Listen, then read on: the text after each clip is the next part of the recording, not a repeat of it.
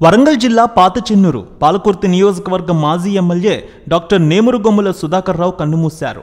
అనారోగ్య సమస్యలతో ఇటీవల హైదరాబాద్లోని ఓ ప్రముఖ హాస్పిటల్లో చేరిన ఆయన ట్రీట్మెంట్ పొందుతూ బుధవారం తుది శ్వాస విడిచారు.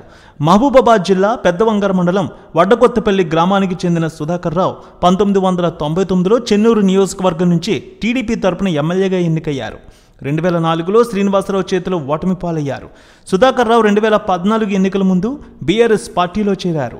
2014 ఎన్నికల్లో బీఆర్ఎస్ పార్టీ అభ్యర్థిగా పోటీ చేసి ఎర్రబెల్లి దయాకర్ రావు చేతిలో ఓటమి పాలయ్యారు.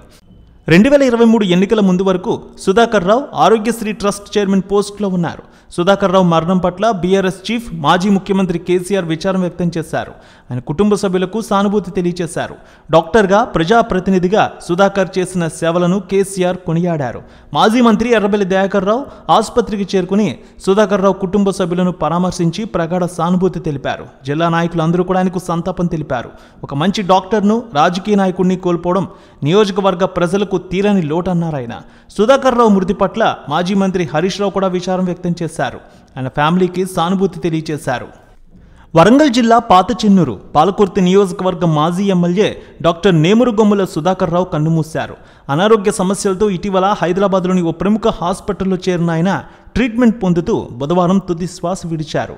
మహబూబాబాద్ జిల్లా పెద్దవంగర మండలం వడ్డకొత్తపల్లి గ్రామానికి చెందిన సుధాకర్ రావు 1999లో చెన్నూరు నియోజకవర్గం నుంచి టీడీపీ తరపున ఎమ్మెల్యేగా ఎన్నికయ్యారు. 2004లో శ్రీనివాసరావు చేతిలో ఓటమి పాలయ్యారు. సుధాకర్ రావు 2014 ఎన్నికల ముందు బీఆర్ఎస్ పార్టీలో చేరారు. 2014 ఎన్నికల్లో బీఆర్ఎస్ పార్టీ అభ్యర్థిగా పోటీ చేసి ఎర్రబెల్లి దయాకర్ రావు చేతిలో ఓటమి పాలయ్యారు. 2023 ఎన్నికల ముందు వరకు సుధాకర్ రావు ఆరోగ్యశ్రీ ట్రస్ట్ చైర్మన్ పోస్టులో ఉన్నారు. సుధాకర్ రావు మరణం పట్ల బీఆర్ఎస్ చీఫ్ మాజీ ముఖ్యమంత్రి కేసీఆర్ విచారం వ్యక్తం చేశారు. ఆయన కుటుంబ సభ్యులకు సానుభూతి తెలియజేశారు. డాక్టర్గా, ప్రజాప్రతినిధిగా సుధాకర్ చేసిన సేవలను కేసీఆర్ కొనియాడారు. మాజీ మంత్రి ఎర్రబెల్లి దయాకర్ రావు ఆసుపత్రికి చేరుకుని సుధాకర్ రావు కుటుంబ సభ్యులను పరామర్శించి ప్రగాఢ సానుభూతి తెలిపారు. జిల్లా నాయకులు అందరూ కూడా ఆయనకు సంతాపం తెలిపారు.